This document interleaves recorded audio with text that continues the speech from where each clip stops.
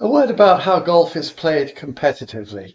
I'm going to focus on the three most common, and they are match play, stroke play, and Stableford. Now, stroke play is the one that you've seen on the TV most of the time. That's where you count up every stroke you hit, every penalty stroke, and your 18-hole total is compared against all the other people playing that day, what they call fellow competitors, and the lowest score wins.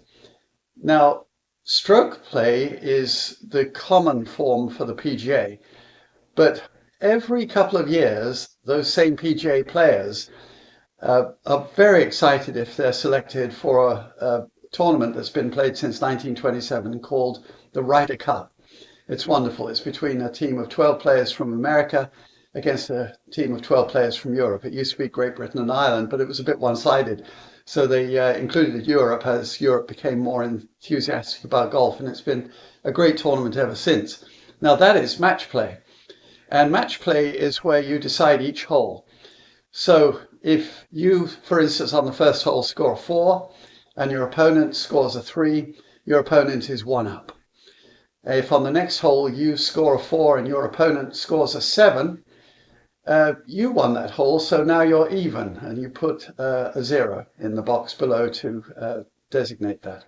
Now you notice that it wasn't a 3-stroke swing, difference between a 4 and a 7. It's just whether you win, lose, or tie the hole.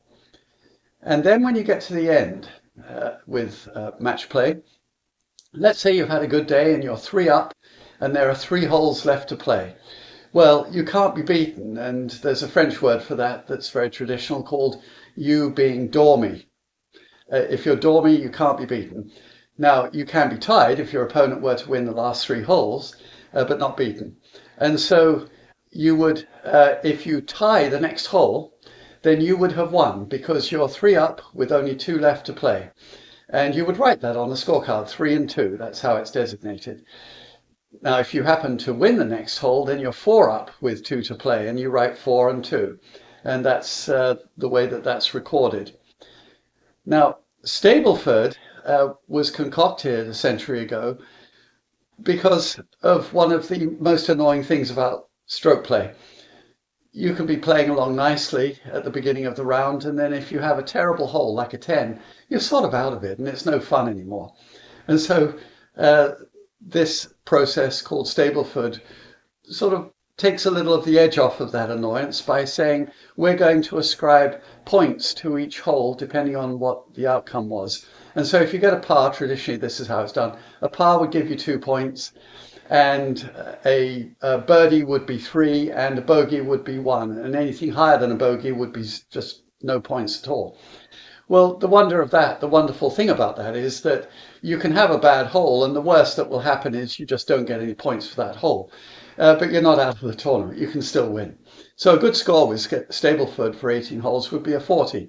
Now, the remaining thing to talk about is the influence of handicap. A handicap is a way of equalizing the game so that a good player can play against somebody who's less good and have a very good game. It's a wonderful thing. So once you've got your handicap established, then if you're playing match play, let's say I'm a 10 handicapper and you're a 20, then you're going to get 10 strokes from me. Not randomly, you get them on the 10 hardest holes, 5 on the front 9, 5 on the back 9, and you look at the stroke index column and it will give you the holes in order in which they're the most difficult.